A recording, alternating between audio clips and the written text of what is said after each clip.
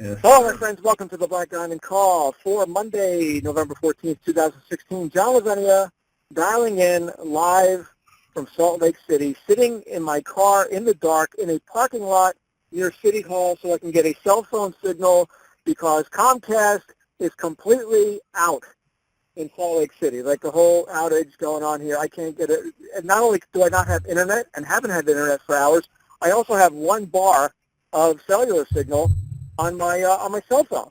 Thank you, AT&T. So I am sitting down here by City Hall where there's apparently a cell tower around here somewhere, so I can host this call sitting in my car in the dark in a police station parking lot. So I am so glad to be here with everybody tonight, despite my conditions. Hey, we'll make do with what we have. We're entrepreneurs, right? That's what we do. We make do with what we have. I do want to welcome everyone who's joining us live, as well as people who are going to be hearing this on the recording.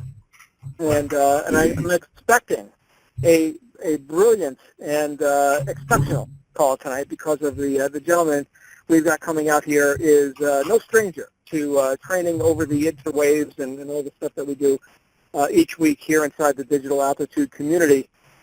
And before I bring him out, though, I will give you our usual disclaimers, especially for our brand new people, because I know we've got a lot of brand new people joining, and this may be your first ever Black Diamond call. So we never know. We never know what's going to happen on this call. Might be something really calm and mild and, very nice and instructive. Might be some people bouncing off the wall, screaming and yelling. I've been known to do that from time to time. But the point is, on this call, you're going to be learning from people, not only myself, but a different co-host each week who has gotten to the top of their game, right? Hence the title Black Diamond, right? This is the top expert level stuff. So pretty much anything goes.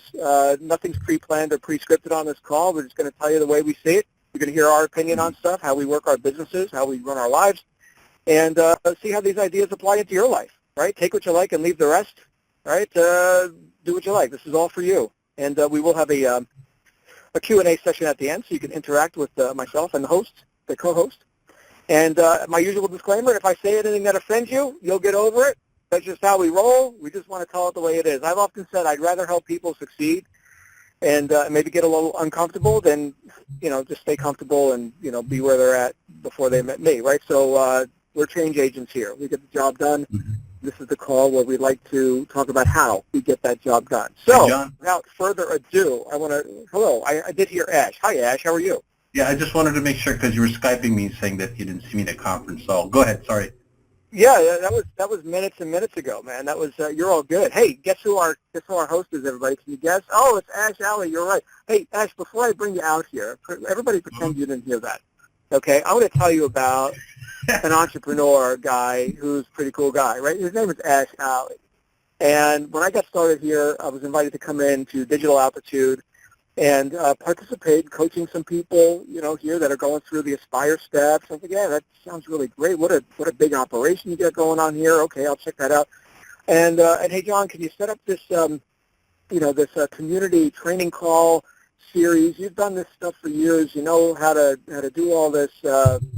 Gathering people every day, every week on like Monday nights. You do these calls and can you bring that to Digital Altitude? And I said, you know what? Yes. The answer is yes. This is a big thing. There's a lot of purpose behind what we're doing here with Digital Altitude, and that purpose existed before I got here. And also somebody existed before I got here named Ash Ali, and he was holding down the fort, hosting calls. I don't recall what those calls were titled. I think it was the Daily Aspire Daily. I think it was the Aspire Daily call. Yeah. And this guy Ash would come out and single-handedly, man, he was doing it. They were called power-up calls. Delivering the goods. He was out there and just taking care of business.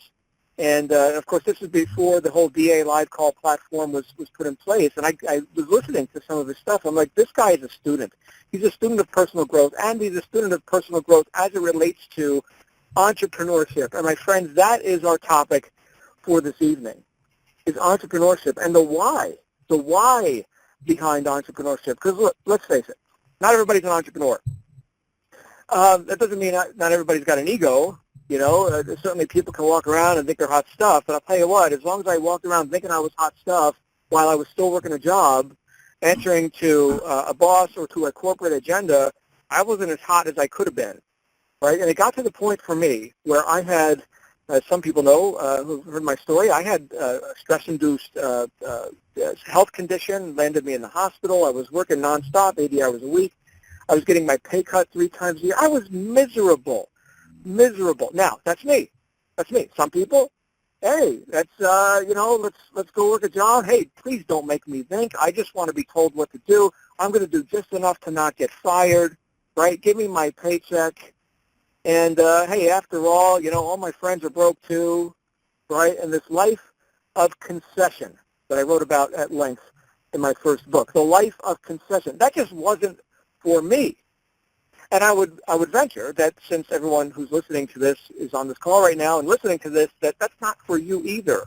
There are probably, arguably, more entertaining things that you can do than listen to John Lavenia and this guy Ash, who's about to come out here, talk about entrepreneurship and why we chose this path, or why perhaps it chose us. Why were we so damn dissatisfied with the status quo and being just a cog in the wheel of some outside entity, not having dominion over our time, our ability to earn, our lifestyle? Why? Why do some people concede to that? Why do a lot? In fact, most people concede to that. Well, we could certainly say, hey, look, the marketplace is tough. You might fail, right? It's rough. This is not a movie suit. This isn't a test run. This is for real, right? You're out there creating a life. You get one shot, okay? And some people just may not be up to the task. But there are those of us, all of us listening here on this line right now, who have strived for more. We choose to reach high above the mediocrity that most people just concede to, just, I guess, enduring. Well, I could endure it no longer. And when I found the top-tier direct sales space that we obviously all play in here within Digital Altitude and beyond, right? Top-tier direct sales is alive and well. When I found that and I got serious about it and I learned what to do from people who were doing it, who had come before me, and you're going to learn a lot right now, from a guy like Ash, okay, and you'll learn each day on these calls.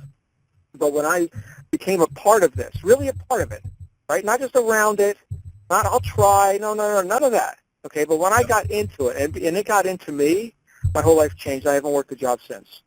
I've made millions of dollars as an entrepreneur because, thank goodness, I found people who knew the principles and how to apply them and were willing to teach me what to do, which is why it is now my honor to not only bring you these calls and to do some coaching here with Digital Altitude, but also to share the microphone with guys like this who have also, become quite adroit at delivering this message and empowering people to, reach high above mediocrity. In some cases, just start to get out of their own way, which is, I think, the first step that I had to do. So, Ash, tell us, what is going on with my buddy Ash out of Chicago, Illinois?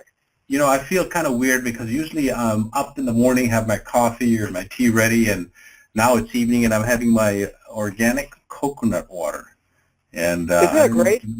Yeah, so it's kind of like I'm chilling at and the thing is, this case has a picture of a palm tree in the beach, of the beautiful ocean in the background, and it's just feels like the only thing I'm missing is is my chair, but for the beach. But it makes, when I just drink one of these, in the evening, a lot of things associate when you start thinking about entrepreneurship. So let me get started here. Enough of this coconut water. So I'm just gonna chill out a little bit and kind of talk to you about my story a little bit and see where I come from. Because usually I just come in and I have things so structured when I do my morning calls. So today I'm just like gonna let it loose, and tell you like it is and give you my story and then talk about entrepreneurs, because really that's what we're all about. But I hope you take some notes and walk away with this thing, because you could easily be watching Monday Night Football right now and having more fun. But I want this thing to be a big benefit for you. I want this night to be something you can remember and saying, you know what, wow, I picked up something that's going to change. I know my life's going to be better, not necessarily from a financial standpoint, but in general. So I'm kind of going to give you my story. As you know, back I've been doing entrepreneurship, direct sales, online marketing. If I put all those categories together, which we're all part of, I'd say it's about 30 years. So and I graduated from high school, and I was Even when I was young, my first job was being a newspaper boy. And I'll tell you, and one thing I learned is that entrepreneurs, I noticed they get up early in the morning. So when I first got my job, this was way back when I was like 13 years old. I was a newspaper boy, and this is taking you back. And if I tell you the year that I started that, it'll give away my age, and you'll see that I'm not really a young guy anymore. But yeah, this was back in the 70s, and coming home from school and then doing my homework, and then I knew that next morning I had to get up at 5 and have my paper routes delivered by 6. And it took about 40 minutes roughly to do my 43 papers. I remember to this day that it was 43 papers I delivered every morning. And I timed it, and I said, you know what, it's for every paper I delivered, it was like 1 minute per shot. So and how I got it to doing so quickly was I chose a residential building. So they gave me a route. I said I want to be inside because I lived in Montreal, and you know how cold it is in December there.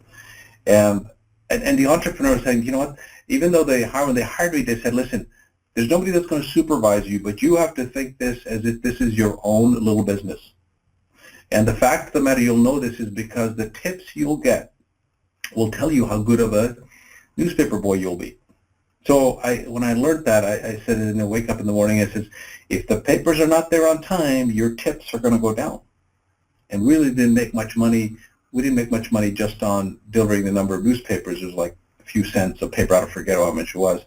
But the tips was, I'd say, about more than half my income.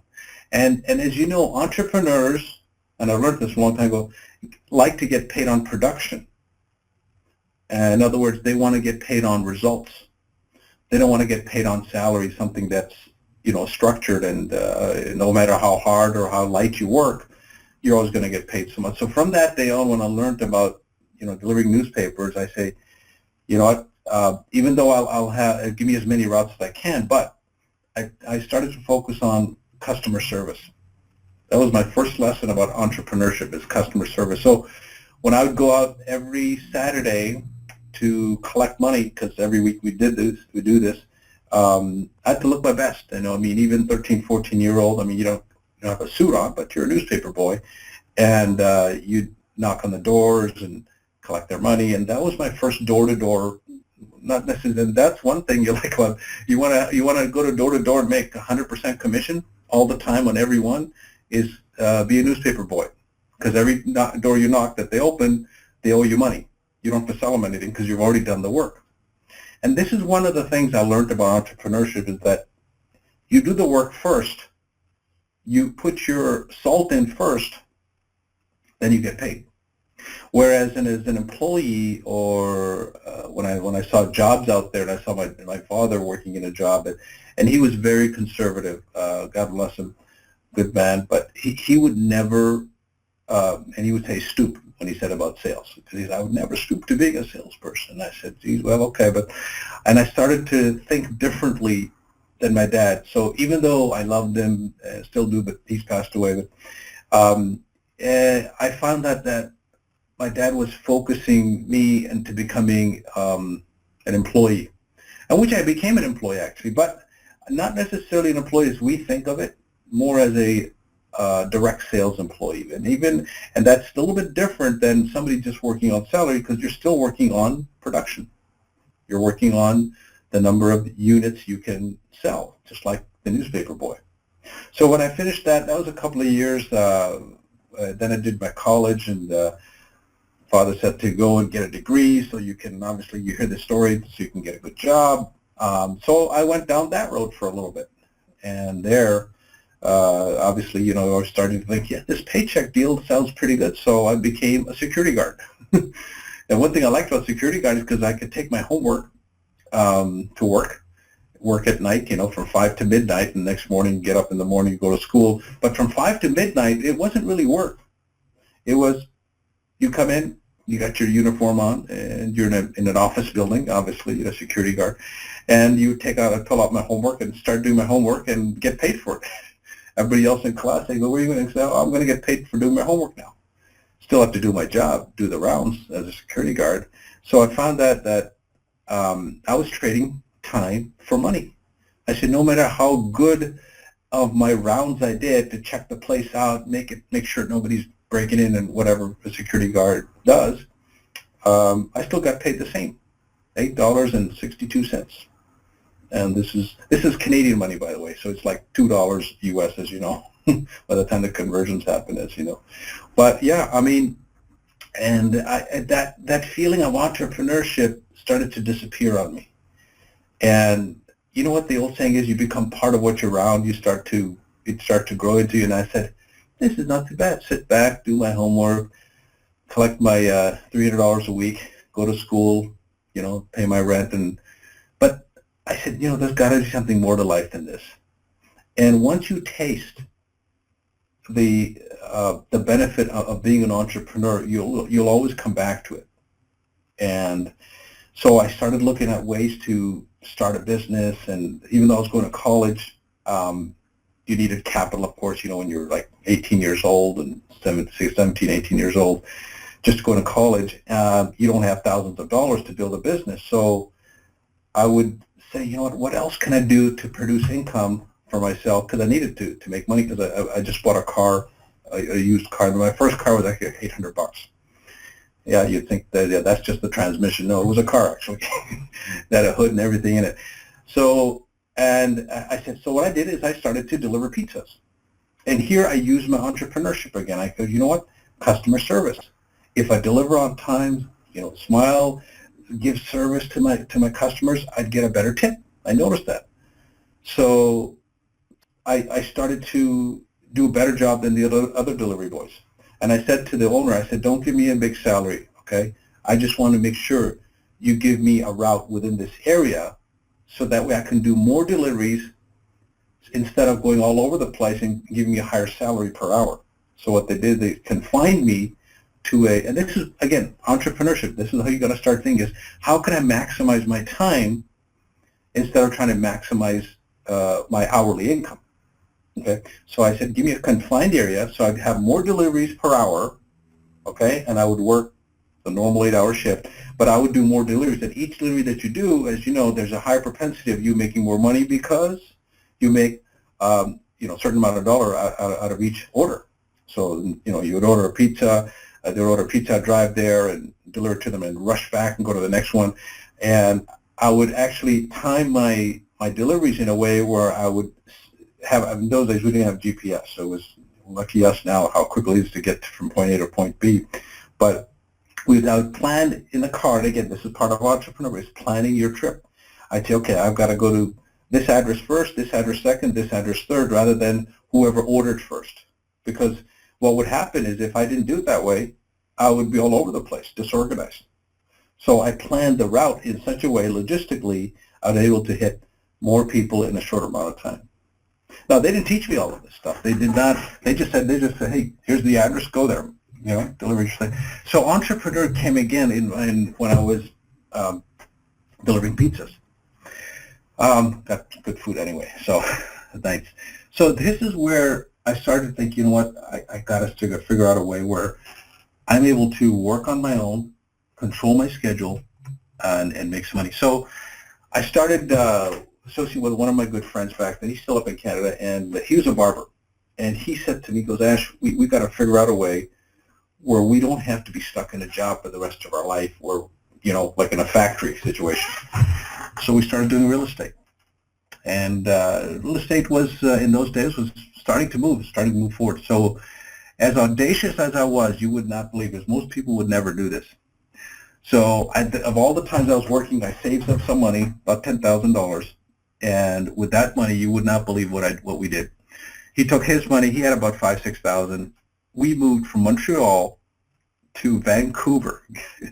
That's what entrepreneurs do, and that's actually the second trip. Let me step back.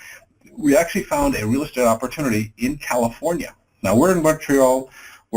I'm about 23 years old. He's 21, and we both are thinking, okay, so we went to this real estate seminar, and back in those days, you probably heard of those knocking down seminars, and I went there, and so did he. And we invested in our course, paid $500 for it, not knowing it would work, but again, took a gamble. And in those days, we called it a gamble, and today we call it a calculated risk. So we got hyped up. We got excited about this person in California. So we drove all the way from Montreal. Get this, we drove from Montreal to California on a spur's notice. We didn't plan. We just said, hey, there's an opportunity in California. Real estate is booming. You know, we got a little bit of cash. Let's go. Now, we wanted to control our costs. We said, you know, we don't need a car rental. That we'll just drive. We just love to drive. So we drove it. Get this, we left Saturday morning and just, you know, packed our bags and went. Nothing planned, no GPS, just went after it. We drove non-stop to California, non-stop. When we got there, you're going to laugh, we didn't even have time even to shave. So we got there, we got beards. We're looking for a hotel. It's middle of the night.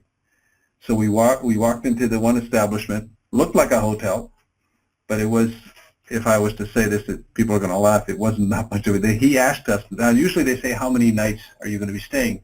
Well, get this, he says, how many hours would you like to have the room? So you know what I mean by that.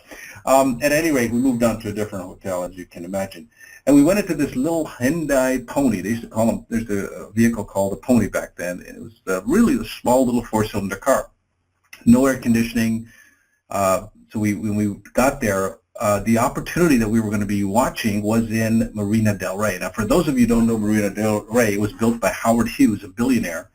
Very lavish place. I mean, I think the lowest rent there was probably like $3,000 a month. In those days, I'm talking back in the 1980s. So we pulled up, and they had valet parking, and I didn't even know what valet parking meant back then. So we pulled up, and the gentleman grabbed our keys, and he parked our car. So you say, okay, there's nothing wrong with that. Yeah, we went upstairs to watch the opportunity, loved it, so we're going to invest money in real estate and other multi-level marketing stuff. And when we got downstairs and go back to our hotel to get our car, guess where our car was parked? It was parked at the janitor spot. Because every other car, any other vehicle was like a Rolls Royce. The lowest car that, I mean, in terms of value was probably a BMW. So you can understand that us driving into a little, with a little Hyundai Pony, they didn't have a spot for us except for the janitor spot. So that's where we were coming from. Why I'm saying this is because I still remember vividly that that each dollar that we made, even in real estate, was so difficult because I didn't have mentorship back then. I just had a guy, he'd give us the opportunity and we'd go to work.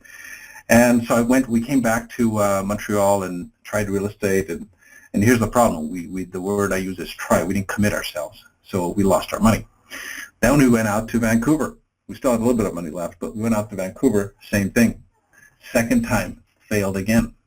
Did you know that most successful entrepreneurs, on average, fail about, I read this in small business website, Small Business Administration, or SBA, that's what it's called. At any rate, it had said that 2.4 times that you fail in a business before you become really successful at it. So I said, hey, there's my 2 right there, and I got to find my 0.4. So kept at it, looked at other opportunities, and then I found that, you know what, one of the best ways to start making money, because I didn't have all my money was gone now, so I'd lost, like in those days, about $10,000, which today would be equivalent to like close to $50,000, I guess, depending on the inflation. And those were Canadian dollars, so those were like dear to me. So at any rate, so what I'm getting at is that as entrepreneur-driven, so his name was Steve, my partner. He went on his way. I found an opportunity in the States and working in direct sales. I said, you know, the next best thing to owning a business is to having working for direct sales where I'm able to control my schedule. I don't have to purchase the product. I can still just market it and go out and sell it. And that was in consulting services. So, and I always loved business. I said, I always love to analyze businesses, look at how their cash flow is structured, look how they analyze productivity, how to improve that, how to improve your operations in a business, your marketing. So I got into that. So I studied and took many courses on business management, then got hired to this company, and then for several years, that's what we did. So I managed to hire other salespeople, show them how to do direct sales, walk into businesses. And actually, this was cold call, walking in. At first, they didn't even give you leads or appointments. They said, okay, here's the territory, here's the product. Your job is to sell a business analysis of in a company that has around $1 million or more revenue. and we'll send an analyst out to that company, and they will analyze from head to toe. And their job was to do the fixing, which is the implementation, the second level.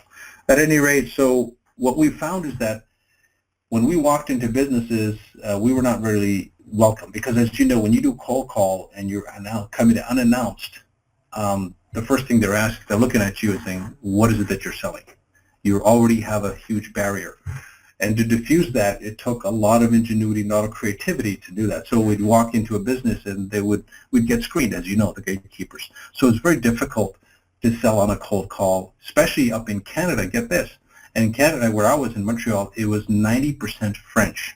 Now, as you know, and the product we were marketing was from the U.S., which was in English. All the brochures, everything was done in English. So it was very difficult. The company wasn't smart enough at that time to have all of our sales paraphernalia and all the documents in French as well. So I was their spokesman.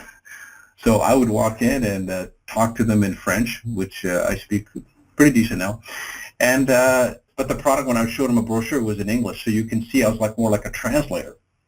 But you know, that didn't stop me. I said, you know, and I kept telling them, hey, you've got to have your materials in French.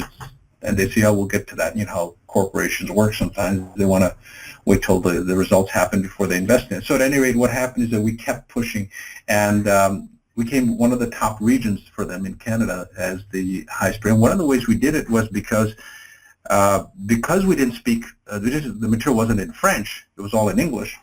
I spoke French, and then they got to learn to like me. So I found that, you know, it doesn't really matter what the product is. It's the way they perceived me walking in the door, how I was focused on their interest. What's in it for them? So, and I learned about this radio station. It's called WFI, What's in it for me? WF, John, you can help me out here. I forget, what is it called there?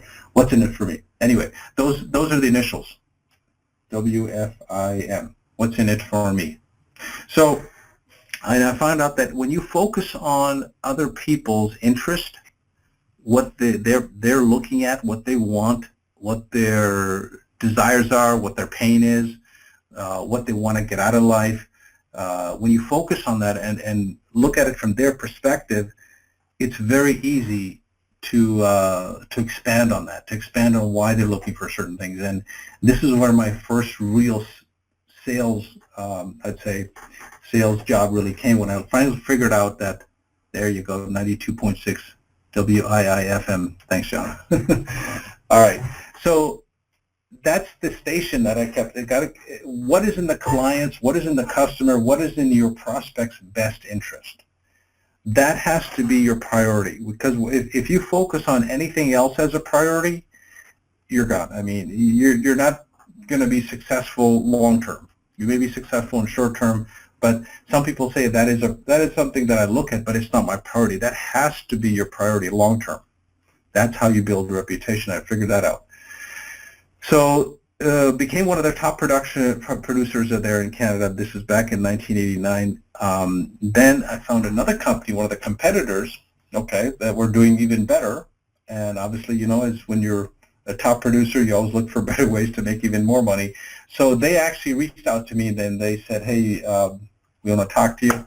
Come on down to Chicago. And that's when I flew down and looked at their arrangements, how they were set up and everything, and I liked it. And I saw that they were actually charging more money for their customers, but they would deliver more. So it wasn't cheap, their consulting service. It was actually about 30% more expensive. When I looked at it, I said, "Oh, geez, it's already, you know." And I know the customer would tell me, "Oh, why does it cost so much? Why, I don't have that kind of money."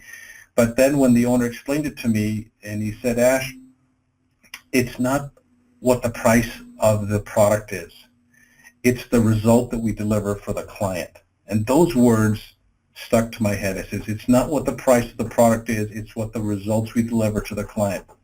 And if the results we deliver to the client outweighs it by at least threefold, if you think we can help the client by them investing in us by at least 3 times whatever they invest, so that in other words they get back $3 for every dollar they invest in us, then you're entitled to let them have it.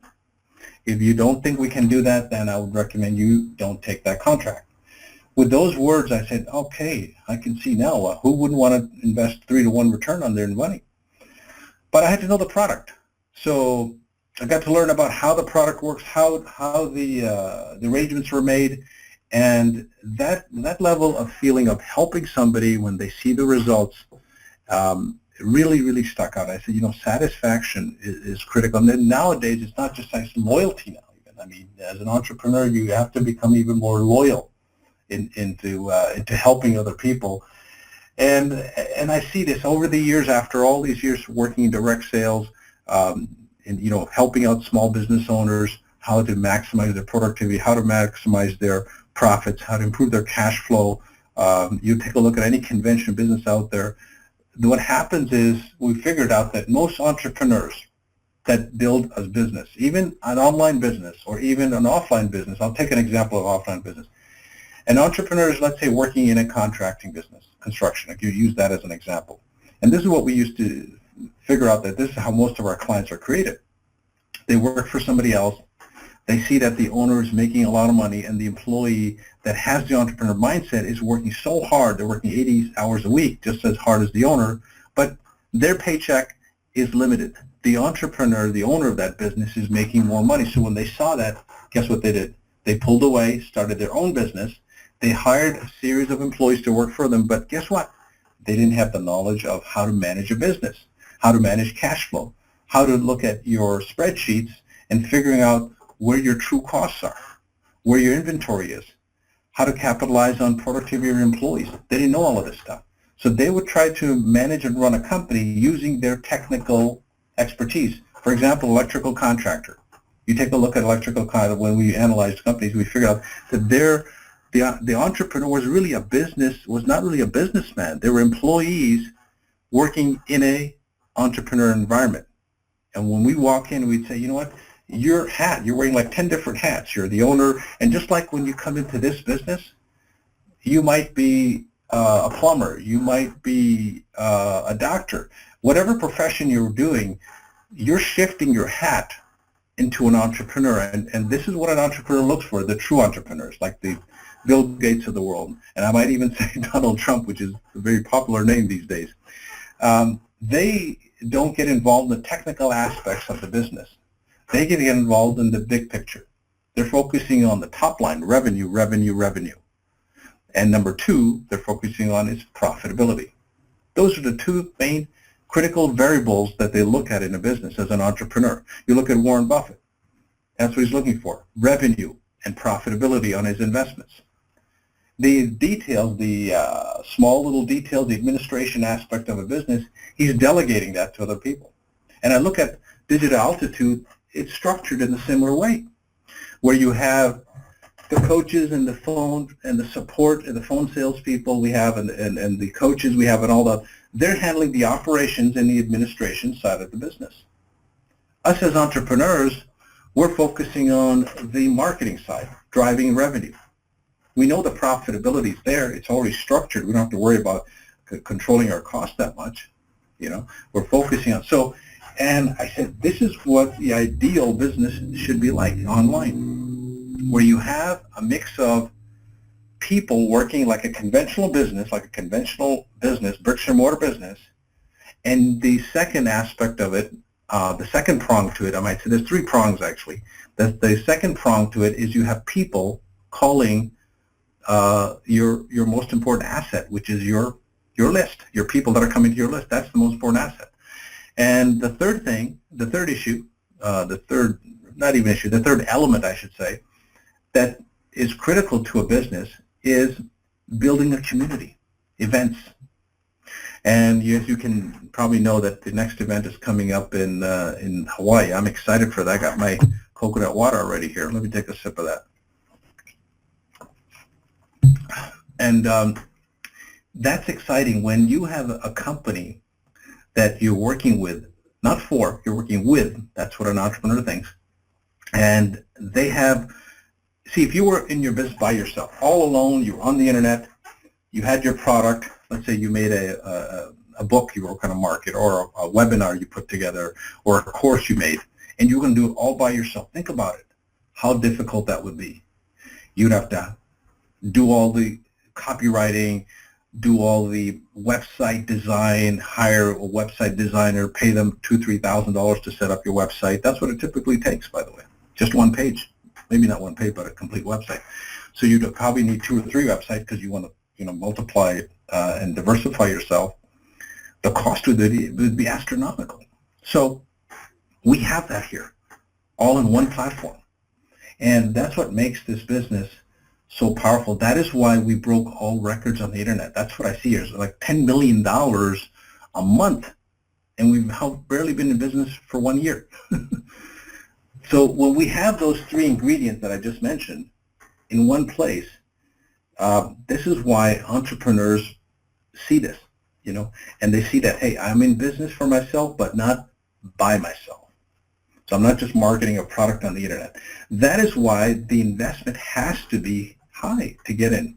I mean, not high. I would say actually it's pretty cheap because if you compare the results that you get out of this, it's not that high. If you compare to, let's say, when I looked at this, I go, franchising is pretty expensive. And this is what this is, somewhat like a franchise.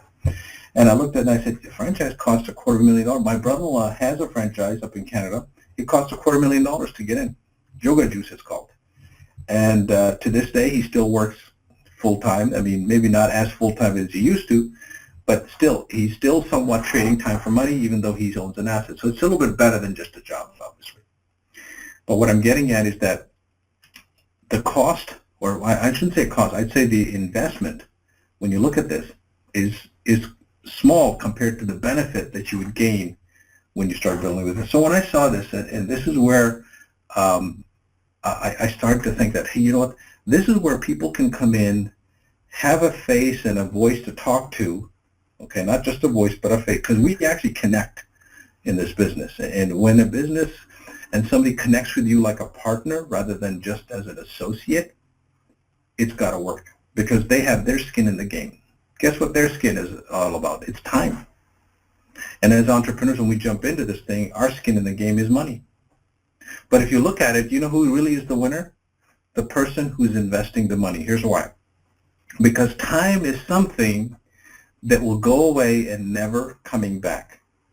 I cannot go to the clock and go backwards an hour unless it was, daylight savings time, whatever. But it's gone. The last 40 minutes that we've been talking, that's going to be history. I cannot change that time.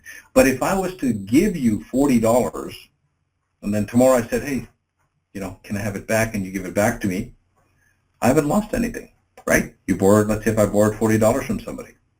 But when you borrow time from somebody, you can't borrow it because it's history.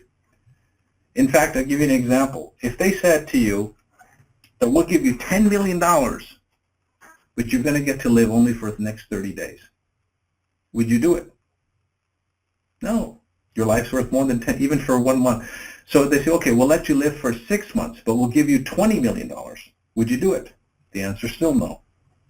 So there you go. So what that's telling you is that time is much more expensive than money. So when you invest in a business, look at the time savings that a system will save you versus, so when I looked at that, entrepreneurs are always thinking of ways, if you've read the book, The 4-Hour Workweek, when I first read that, I go, yeah, this is awesome. This guy's outsourcing everything. He's leveraging time. He's actually creating 2 hours with 1 hour. He's creating 2 hours of how? Because he's having 2 people work on driving revenue in his business. So that's what entrepreneurs, they look at ways where they can duplicate their efforts, not by themselves, but by other people. And here's a quote I'd like to read to you. Get around the right people. You will be the same person in 5 years from now, except for the people you meet and the books you read. Charlie Jones said that. Charlie Tremendous Jones, they used to call him. I don't know if he's still alive. But he's one of the best philosophers that ever came in. He talked about that when you start associating, when you start listening to stuff like this, when you start reading good stuff every day, your life, you start to change. People look at you and go, this guy's sharp. And you'll be thinking on your feet like this, and you'll come up with one-liners. And people, I think your financial and your, not just your financial, but your mental IQ will go up. And they go, man, this guy's sharp. where do I come up with all these one-line? It's because we read, and just like John and all the top people, they read a lot of good books. We're never short for words whenever we're in a surrounding of people. You notice some people can talk, but they just talk. They have no substance in their speech. That's how you get substance. You get to have this knowledge, and keep this in mind. It doesn't cost much to get a book or to get something. It's $4 or $5. In fact, today, guess what? Did you know that there's one card that most Americans and Canadians don't keep in their library? I mean, in their wallet. I just said the word. Is the library card. It's probably the most valuable credit card you can have. I call it a credit card because you borrow books and CDs and any kind of stuff you can get from the library, and it's free, and yet we don't carry it. Okay, so if there's one thing you're going to get out of this message is get yourself a library card. It's free, and start visiting the library. Go in and get books. Just pull them out, even if you don't read the whole book. Get it, keep it next to you. You'll see automatically you start reading some pages. And what's going to happen, your financial IQ is going to go up. Now, make sure you're getting good books, not something that will waste your time, leading a romance or a love story or something. Something that pertains to business, something that pertains to entrepreneurship, okay? Next time when we talk, I can give you a list of the books that I would recommend, but don't have much time for that. So, entrepreneurship. So just to kind of wrap things up, I hope you got something out of this. Entrepreneurs are people that they're a little bit weird, okay? And I've been known, people tell me that I try to go the other way where most people went one way, but I still evaluate what they're saying. They have some truth in that. Like when you go see a line, entrepreneurs might say, if I see a big line, I go the other way. Well, wait a minute. Is there a way to cut in that line? That's what I'm thinking, because maybe there's something good they're offering.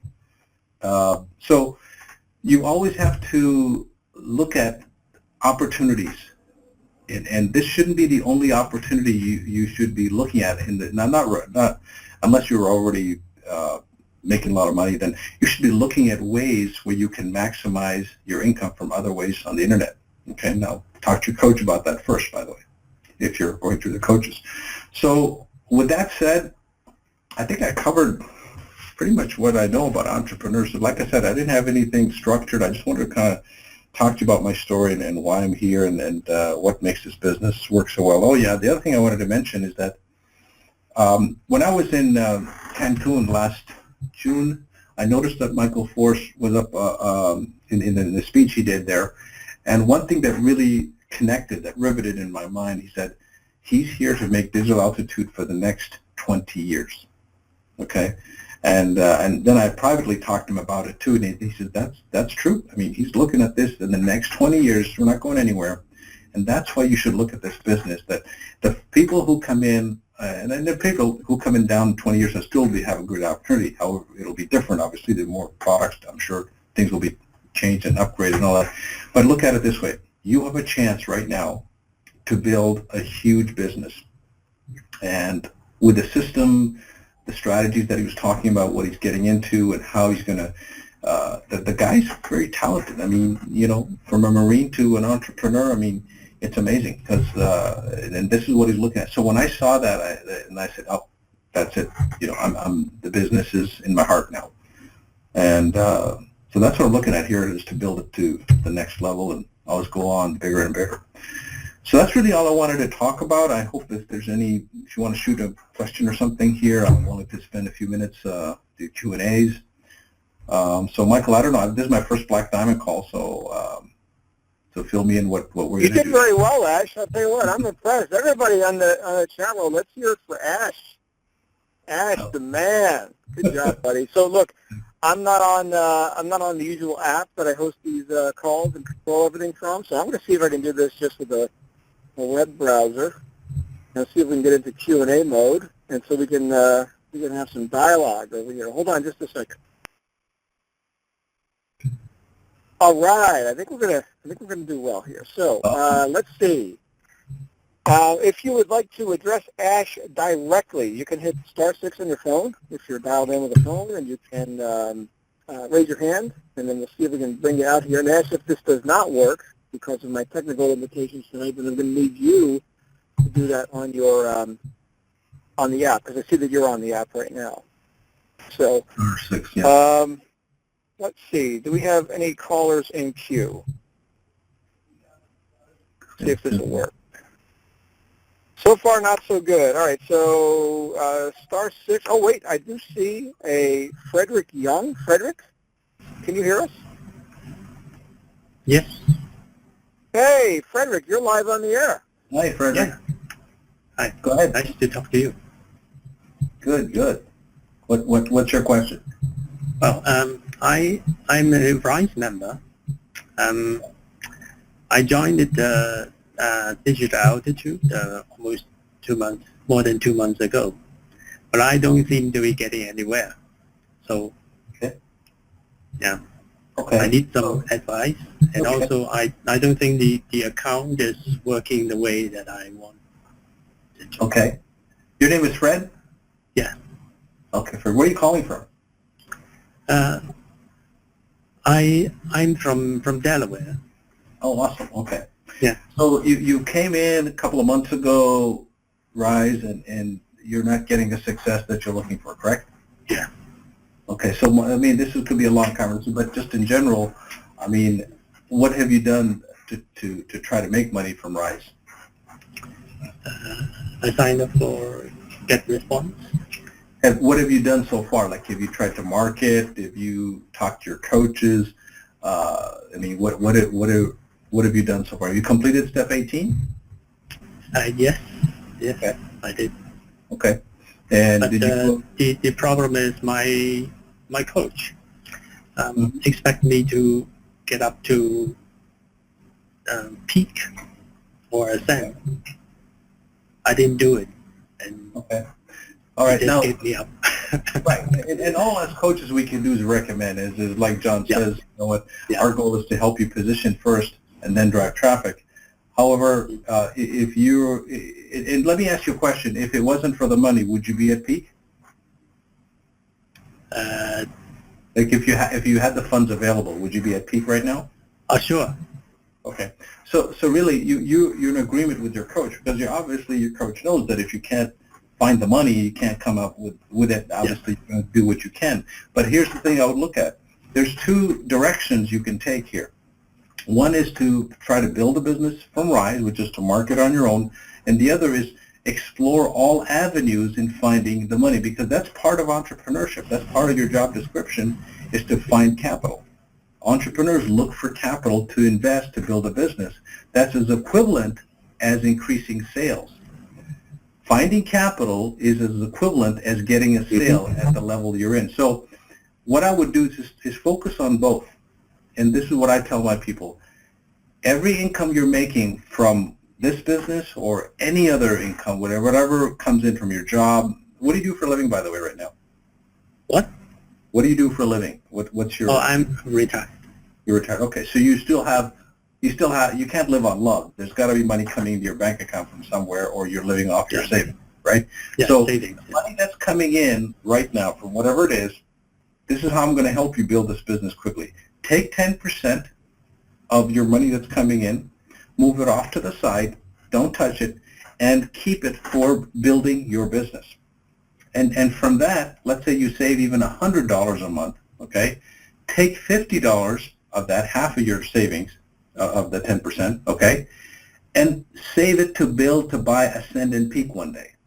The other $50 you have, start figuring out how to market at that level, okay? You see what I'm saying? Yeah. So let's say you're on retirement or you're on welfare, whatever it is, and your money is coming in. It's very small, I know, but the thing is, you've got to find out how to raise capital, either through increasing your net profit, which is getting revenue coming in by producing sales, or number two is to find capital. Both means that you're putting money into your business. You see? So you will see. This is one of the things we teach you. That's part of the teaching at Rise. Okay? Hope that answers your question. That make sense? Yeah. But another thing is, I'm not sure that the get response. The card is communicating with Okay, those the are digital technical, altitude. Yeah. Fred, those are technical issues, and I would recommend you contact GetResponse. They have a great support service. I use GetResponse, and just call them and say, hey, is my systems working properly? Maybe there's some kinks, some technical stuff you have to fix. That's something that could be done by any support. Okay. Okay. But the main thing I'm trying to get you to understand is start on a piece of paper, look at your budget, figure out, and listen to one of my calls that I just did yesterday, actually. And if you listen to that call, I talk about how to start finding some money. Okay. Okay.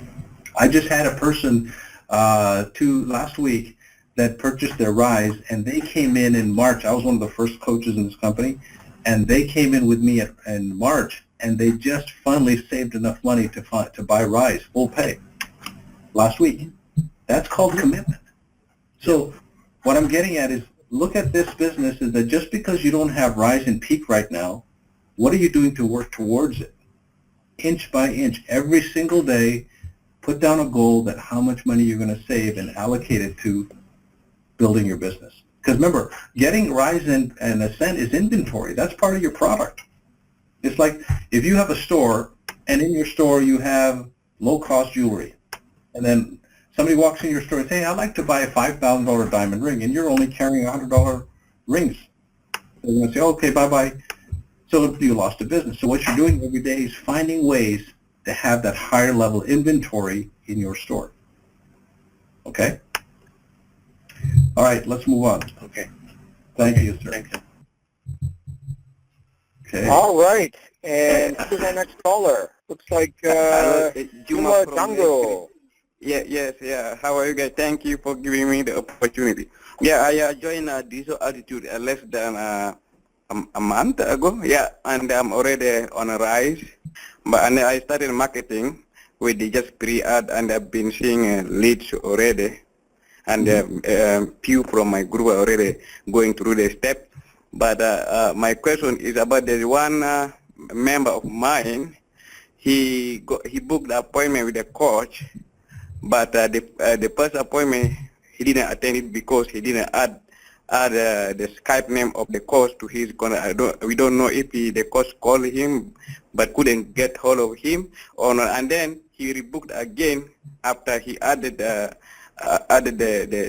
contact, the Skype contact of the coach to his Skype contact, but he didn't receive a call. And then he rebooked again the third time. He didn't receive a call. So at this point, I totally got confused. I said, what is happening? Like, what can we do? And we contacted support team, my sponsors contacted support team, but we haven't gotten a result yet. So what can we do in this situation? Okay, so if I understand you correctly, what you're saying is that the coach never got connected with the person that's doing the steps. Is that right?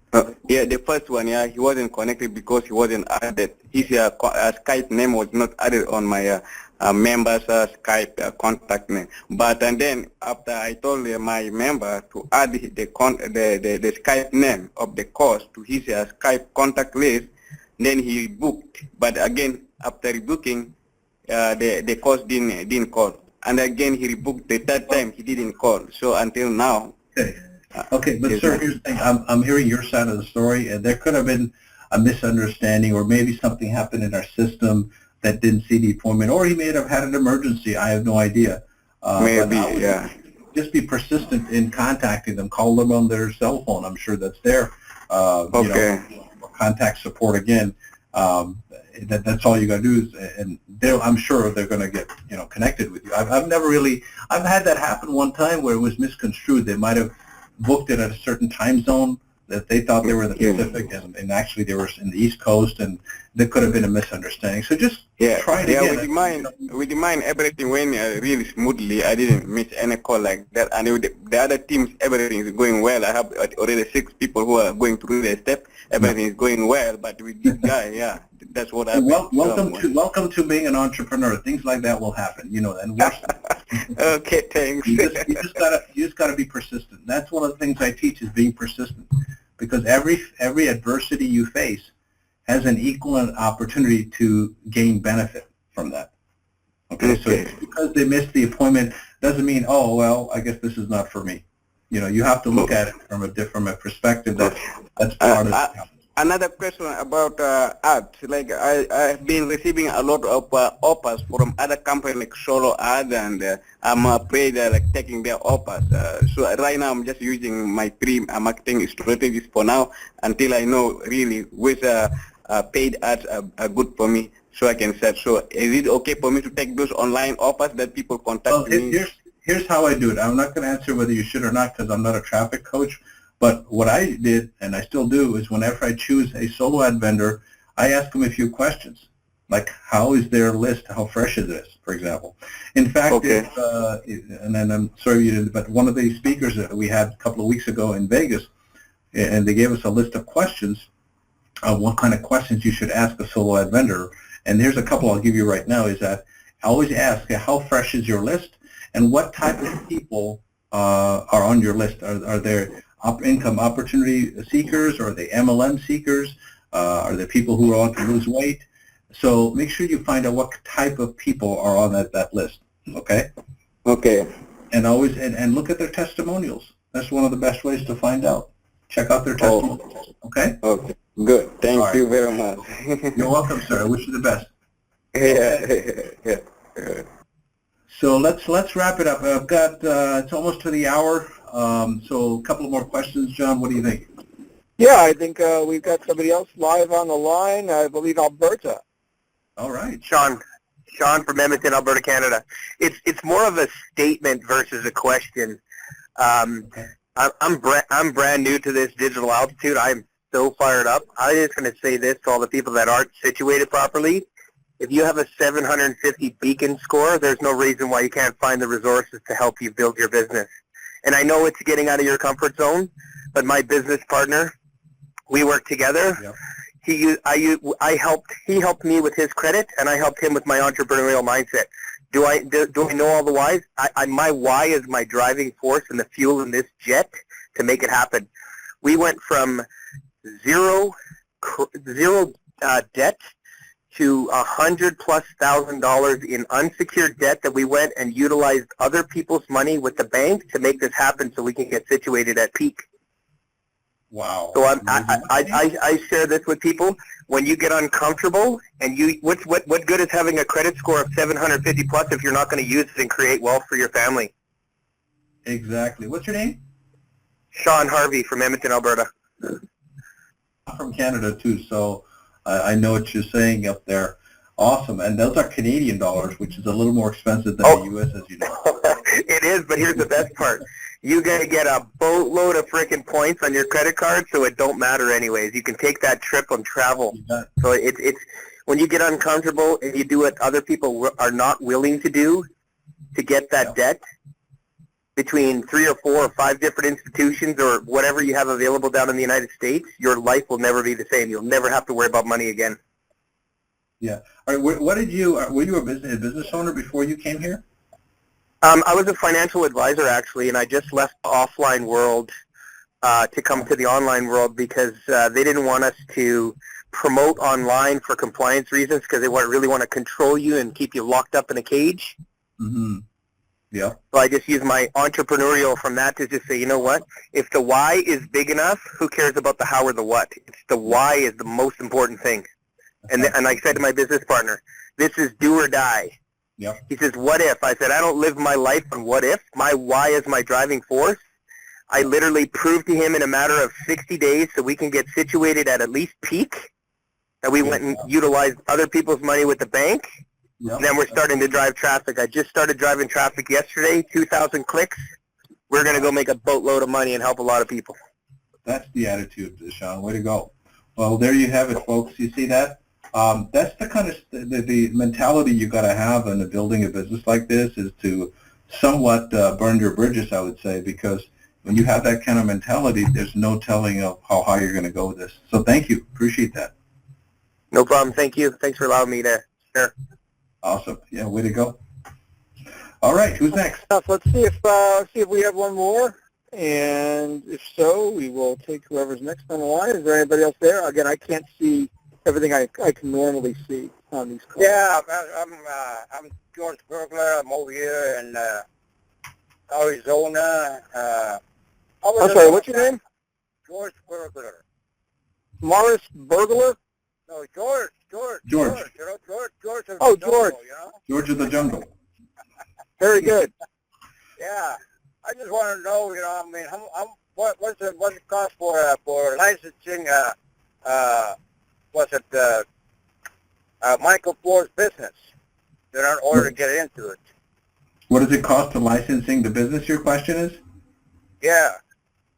Okay, So well, I just went in the rice, you know, Okay. put the money in for rice, you know, and see, all I want to do is just substitute my income, okay? I'm an owner operator, okay? I have my own Okay. business too, Okay. And it's almost similar what I do, what you guys do, okay?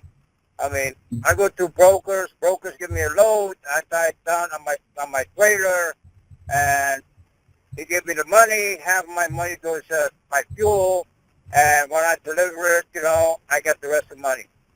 You know what Okay. I'm saying? So, absolutely. So what step are you on, by the way? Right now, my coach, I'm number 12, step 12. Okay. But I just So- went through the rice, you know, and I don't want to sell the product, okay? I don't want to start another business myself, you know what I'm saying? I agree. I just I agree. the hardest part as an owner-operator is the driving. Yeah, You know what I'm it's saying? trying to get sales. I know that's the toughest part in any business. Oh yeah, I know that, you know. So- But I mean, you know what he was saying, Michael Ford, you know. I was listening to his video. You can what do you say about promote the company, you know. What's it called? So George, let me ask you this question, okay? So you're looking to, your question was that what does it cost to get licensed DA's products? Yeah. Okay, so you should talk to your coach about that. But if I had a Yeah, student, he told me not to worry about it. right? Because it depends on how much profit you want to make per sale. Okay, obviously, Well, if you're a business owner, I don't want to sell anything. Okay. no, I'm talking about profitability. Okay, I'm talking about the economics. You remember on step 2? Excuse me? Okay, you remember on step 2 they talked about economics? Yeah, yes, I do. I All remember right. that. I'm talking about profitability. I'm not talking about you selling any product or anything, okay? You don't have to be a salesman Right. here. But first you have to structure your business for profitability. That's Right. how you build any company. So you have to look at what's it going to cost to market. If it's going to cost about $5,000 a month to market, and all of that revenue that's going to come in is going to be paid, you know, just from rice sales, you might need to position yourself a little higher. You might need higher-end products to market, which are ascending peak. So I would recommend you look at to market the highest value product you can get, okay, which is Ascendant, Peak, and Apex, then drive the revenue. Because what's going to happen is a percentage of your clicks will upgrade to those levels, whether you do or you don't. Right. So you have to look at that percentage. I don't know if your coach has gone through the business plan yet and show you the conversions. Okay, so make sure you ask your coach to go over the conversions with you, okay? All right. And that will tell you that how much money you should spend to build this business. So I'll let your coach answer that question, okay? Okay. Well, you know, All right, my friend. I started my business a long time ago too. Yeah. So that's the best way to look at it. Look at the conversions first. You got to know your business first, okay? You got to know what the percentages are, what percentages get converted. Then based on that, you make a decision on what inventory you want in your business, okay? All right, Ash, and with that, we're going to wrap it up. It's coming up on 5 minutes past the hour. Hey, thank you, man. Thank you for delivering the goods tonight, and as well as taking a few questions here. Any closing comments as we wrap up this call, and then I drive back up the hill to see if my internet is turned on again yet? Okay, awesome. Yeah, no problem. I enjoyed it. Okay, my friend, drive safe. So I'll talk to you again next Monday. Absolutely, everybody. Join us again, of course, every Monday, usually every Monday. Ash is out there on the wake-up calls. And, of course, join us on the wake-up call in the morning with Tatiana. I will be out there with her. We're going to have a great time. Ash, as always, thank you for your service, everything you do here with the Digital Altitude community. And we'll see everybody next time on the Black Diamond. Have a great night, everybody. Bye for now. Bye-bye.